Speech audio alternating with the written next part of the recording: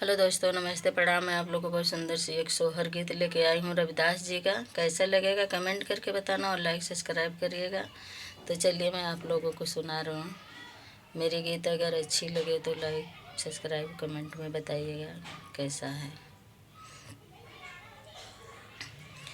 कहवा में जन्मे गौतम बुद्ध, त कहवा में भीम बाबा हो।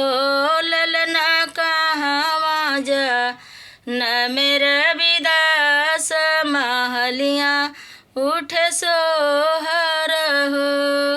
ललना कहवा जा न मेरे विदास, महलियाँ उठ सोहर हो। लुम्बी बन जन्मे गौतम बुद्ध, तमाहु में भीम बाबा हो। ललना काशी में जन्मे रविदास, महलियाँ उठ सोहर हो। ललना काशी में जन्मे रविदास, महलियाँ उठ सोहर हो। केकरे गोदी जन्मे गौतम बुद्ध, त केकरे गोदी भीम बाबा हो।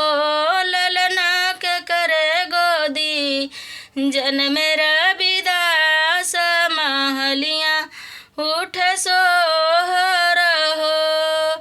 ललना केकरे गोदी जन्मे रविदास, महलियाँ उठ सोहर हो। ललना केकरे गोदी जन्मे रविदास, महलियाँ उठ सोहर हो। महामाया गोदियाँ गौतम बुद्ध, तम भीमा गोदियाँ भीम बाबा हो।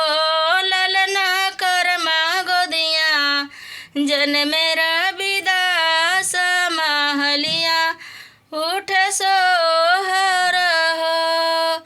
ललना कर्मा गोदियाँ जन्मे रविदास, महलियाँ उठ सोहर हो। काउज करे गौतम बुद्ध, त काऊ करे भीम बाबा हो।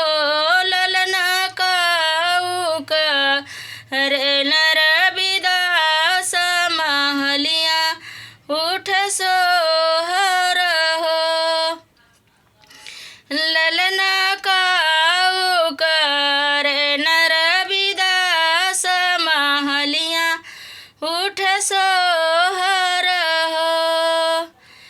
ज्ञान जबाट गौतम बुद्ध, त संविधान भीम बाबा हो। ललना सतसंग करे रविदास, महलियाँ उठ सोहर हो। ललना सतसंग करे रविदास, महलियाँ उठ सोहर हो। ललना सतसंग करे रविदास, महलियाँ उठ सो